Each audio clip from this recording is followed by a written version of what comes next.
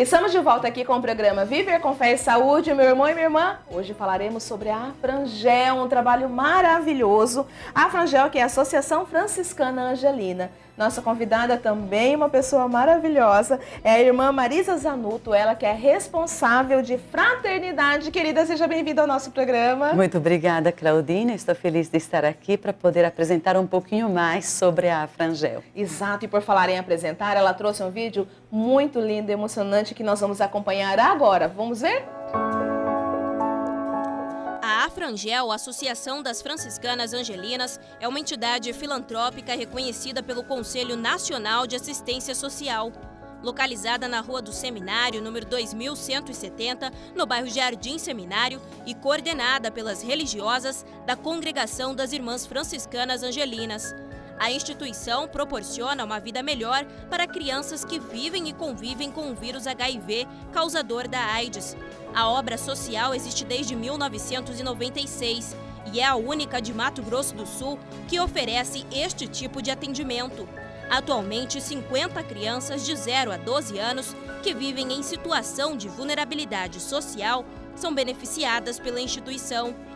Quem visita o lar das crianças vivendo e convivendo com HIV/AIDS percebe o quanto a união e o amor são capazes de mudar a vida de crianças que necessitam de ajuda e tratamento adequado. Os assistidos recebem auxílio nas tarefas escolares, atendimento socioassistencial e cuidados médicos. A estrutura do local conta com setor de administração, dormitórios, berçário, refeitório, setor de medicação, sala para atividades socioeducativas, sala de informática, atendimento psicológico, fisioterapia, consultório dentário e também uma capela para os momentos de oração. Como alguns pais não possuem nem mesmo o dinheiro do passe de ônibus para chegar até a entidade, o lar garante o transporte destas crianças em todas as regiões da cidade. São viagens que chegam a durar 3 horas e meia. Por isso, logo cedo, as crianças tomam a medicação ainda dentro do ônibus e durante o trajeto recebem todo o cuidado das colaboradoras da instituição. O trabalho da Afrangel inclui ainda a distribuição de cestas básicas para as famílias das crianças assistidas. Mais do que disponibilizar o atendimento necessário para a vida, o lar visa amparar as crianças que vivem e convivem com o vírus HIV. As despesas são mantidas com a ajuda de voluntários e doações de todos os tipos. A arrecadação de alimentos é feita a partir de eventos e ações aleatórias promovidas por diversos benfeitores e instituições. Graças à atenção e o apoio dos voluntários, é que a entidade se mantém há 20 anos na capital. Venha conhecer este trabalho e se encantar com nossas crianças.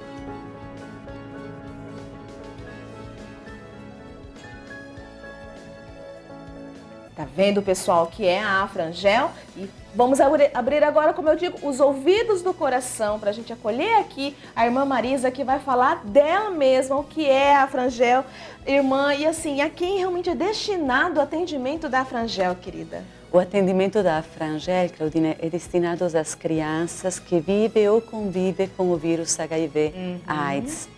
É uma instituição que nasceu justamente para responder a esta exigência já em 1999. E nós hoje estamos levando para frente esta obra. Hoje temos mais ou menos 50 crianças, 23 colaboradores conosco, desde a assistente social, a psicólogas, educadoras, porque o trabalho interno da casa é bem amplo. Tem assistência das famílias, da criança, e assim precisa ter um pessoal, profissionais dentro de casa. Sim. Que se possam dedicar a tudo isso para poder atender sempre melhor e com competência. Que bacana. E é assim, uma casa de apoio. Sim. Que acolhe essas crianças e acolhe estes familiares. Sim. Né? Na verdade, nós ficamos o dia todo com os filhos. Sim. Uma vez por mês, também os pais vêm à nossa casa para receber a cesta básica e antes de recebê-la, são oferecidas informações e formações para poder viver bem, eles como pais, tendo também o vírus, e também acompanhar estes filhos, dos quais eles sabem que o medicamento é uma coisa importantíssima, aquilo que nós chamamos de coquetel, é muito importante para eles. Eles são instruídos e educados a conviver e a viver com esta saúde deles, enfim, com esta doença deles. Essa realidade. Certo. E assim, sendo assim, a rede de apoio é muito importante, Certo. até para que eles possam saber exatamente como é que eles vão lidar com essa situação, não é? Exatamente. Isso também é feito com os irmãos e irmãs. Conosco. Os irmãos das crianças. Sim, é feito com os pais, eles recebem a cesta. Todas essas crianças que nós temos lá, na verdade, eles são já irmãos de alguns que já passaram na casa. Mesmo? Quindi eles são educados mesmo a se tornarem autossuficientes no tratamento. Entendi. É isso que é a finalidade da casa, não é apenas de assistir eles durante este período de 0 a 12 anos, mas é aprender a se cuidar. Entendi. Quindi tem irmãos que voltam na nossa casa de vez em quando tem visita médica na cidade, eles vêm, passam lá em casa com saudades, etc. Mas não é específico para eles, porque eles já aprenderam. O específico é para os pais, para as famílias. O objetivo, então, da casa é assistir essas crianças, é isso que eu ia te perguntar. A faixa etária, então, é de 0 a 12 anos. Mas no sentido de fazer com que eles se tornem protagonistas da sua vida, Exatamente. de como é que eles vão fazer o enfrentamento, de como é que eles vão, a importância da administração do coquetel, Exatamente. né? Tanto para ele quanto para a família, irmã, seria isso? É isso mesmo. Que bacana! E aí vai ter profissionais do serviço social, profissionais de psicologia, tem educadores sociais. Da saúde. São 23 profissionais que assistem a essas crianças. Sim. Que trabalho maravilhoso. E em relação à escola, irmã, como é que funciona? É assim, os pais têm a responsabilidade de matriculá-los na escola. Sim. Porém, a vida no lar começa às 4 da manhã. Às 4 da manhã, os nossos motoristas, de manhã um, de tarde outro, vão praticamente pegar todas as crianças que vão vir na nossa casa, que são mais ou menos 50, não sei se já disse o número, mas é isso. E aí eles deixam na creche aqueles que vão para a creche, na escola aqueles que vão na escola, e os bebês vêm lá para casa já de manhã cedo. E no ônibus já é dado o café da manhã e a medicação da qual eles precisam, de modo que depois, quando retornam a meio-dia, eles já estão medicados, vão para o almoço, descansam um pouco. Os grandes vão para as tarefas escolares deles, depois tem algumas atividades lúdicas, e os pequenos têm as atividades deles também, que é brincadeira. Neste período também são assistidos pela fisioterapista. E assim, a vida de cada dia é marcada sobretudo pela alegria deles. Olha que coisa maravilhosa. Então começa às 4 horas 4 da manhã e termina às 20 horas da tarde, porque outro motorista às 4h30 pega as crianças, leva de volta nas famílias e às 8 horas o ônibus volta para casa. Olha, e aí daí que encerra e no outro dia da mesma forma. É da mesma que forma. Trabalho maravilhoso, irmã. Existe voluntários que atuam também dentro da casa nesse período onde estão as crianças? Sim, tem voluntários que vêm para algumas atividades, mas nós não contamos da presença constante dos voluntários. Para serem voluntários, eles vêm no tempo e na hora que eles podem, mas posso lhe assegurar, todos eles são encantados com a nossa casa, que vem uma vez, não deixa de vir a segunda, a terceira. Exatamente. E assim. É uma casa feita de amor, literalmente, não é, irmã? Sim. Na verdade, é no sentido do acolhimento. E eu vejo assim, o mais importante disso tudo é a questão da dependência emocional, que não é exatamente isso. Sim. É fazer com que eles sejam autores, sejam assim, o ator principal da vida de cada um. Que trabalho excelente. E sobretudo com os maiorzinhos, com os adolescentes, assim. O trabalhar o sentido da vida é muito importante. Embora hoje não se fala ou não se vê mais a AIDS como morte, já foi esta época, porém, dentro da pessoa que leva o vírus, existe esta sensação de morte. Tanto que hoje, isso está tão, na verdade, importante que se tenha essa qualidade de vida nestes portadores, que não significa que eles estão dentro de um hospital. Eles estão tendo a vida deles, eles estão trabalhando, eles estão constituindo família, né? E é esse fortalecimento que a casa vem a contribuir com essas crianças, não é, irmã? A nossa casa é uma grande família, não é, Claudinha? Quindi as crianças, os adolescentes que estão aí conosco, eles se sentem à vontade, se sentem em casa. E isso facilita muito o trabalho que a gente está fazendo. e se tornarem protagonista é algo de responsabilidade pessoal depois. Né? Eles sabem, mas queria apenas trazer um testemunho daqueles que já saíram e que hoje eles se tornaram sim protagonistas. Nem todo mundo, mas a maioria sim. Se tornaram protagonistas, encontraram trabalho, estão estudando, têm sonhos para o futuro. Isso é muito esperançoso para aqueles que hoje também estão na nossa casa. E aí eu vejo também assim aquela questão daqueles que já passaram pela casa e da possibilidade que, embora este detalhe, vamos dizer assim, que aconteceu em sua vida, ele consegue a concretização desses sonhos, seguindo a vida, seguindo o seu cotidiano, sabendo que as coisas realmente não são fáceis, né, para todos nós, né, mas que nós precisamos perseverar, né, irmã? Isso. O que eu quero te perguntar também é em relação à questão da espiritualidade. Existe algo, né, direcionado em relação à questão da espiritualidade? Sim. É necessário a questão da religião ser católico? Para vocês é independente disso? Como é que funciona em relação a isso?